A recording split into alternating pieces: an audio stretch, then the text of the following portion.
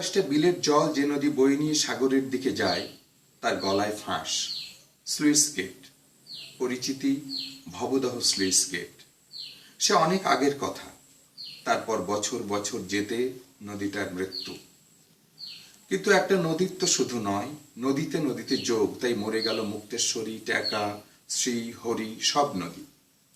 তাহলে কোথায় যাবে 27 বিলের জল?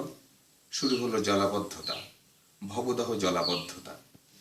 200 গ্রাম ডুবে যায়। মানুষ লড়াই করে, যেমন চিরকাল করে থাকে বাঁচার লড়াই।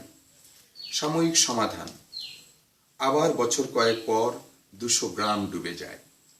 চাকা এভাবেই চলে। এই রীতি অনুসারে এবার হঠাৎ হলো ডোবার বছর।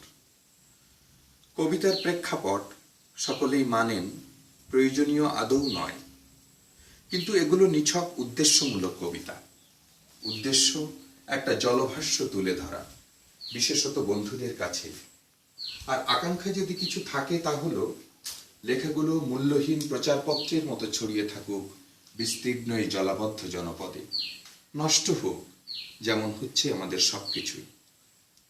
শুরু হলো দহ কথা, দাহ কথা, অথবা যে অপ্রিয় জল। জলে জল হয়ে যাও বলে সুড়িডাঙ্গা, হেলার ঘাট কিংবা হাজিরহাট, আমাদের শ্মশান ভূমি সব হলো জলাভূমি।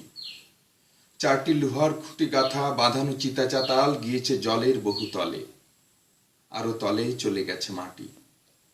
তা বলে কি মৃত্যু থেমে থাকে? কোথা তবে ছাই হবে সোনার অঙ্গগুলো? অথবা মাটির দেহ কেমনই হবে মাটি? মৃতেরাও তো মানুষ নাকি? তাদের এমন দড়ি দিয়ে বেঁধে জলের উপরে ভাসায় রেখে চলে যাওয়া যায়? শেয়াল কিংবা কাক কিংবা শকুনেরও পায়ের নিচে মাটি চাই মৃতদেহ ছিঁড়ে খেতে হলে। অতএব হে মৃত, হে গাছে বাঁধা মানুষ, তোমাকে কেবলই ভেসে ভেসে ক্রমাগত ফুলে উঠে দিনে দিনে জল হয়ে যেতে হবে। আহা, জলে জল হয়ে যাও বলে। মাছ হয় যেভাবে শিশুরা, শিশু সব কি প্রকারে মাছ হয়ে যায় জেনে রাখো। জল শুধু জল, আর জলের কণায় কণায় মাছ, ক্ষুদ্র বৃহৎ এবং মাঝারি। মৎস্য হননের তাই মহা উৎসব। বাঁশযন্ত্র কত কত, কত না বিচিত্র অনাগরিক নাম তার। আর জাল, মহাজাল, আর কামারের হাতে যাওয়া লোহার শলাকা দেখছ, আদিম তীক্ষ্ণতা যার, বেশ হলো হাতের শোভা।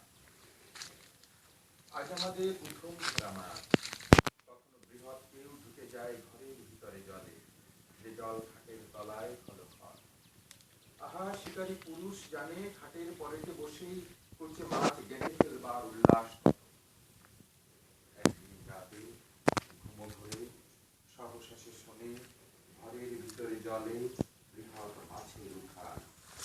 চকিতে উঠে বসে কবজির জাদু খেলায় আদিম তীক্ষ্ণতা ভরা লোহার শলাকা গুচ্ছে গেঁথে ফেলে তারে।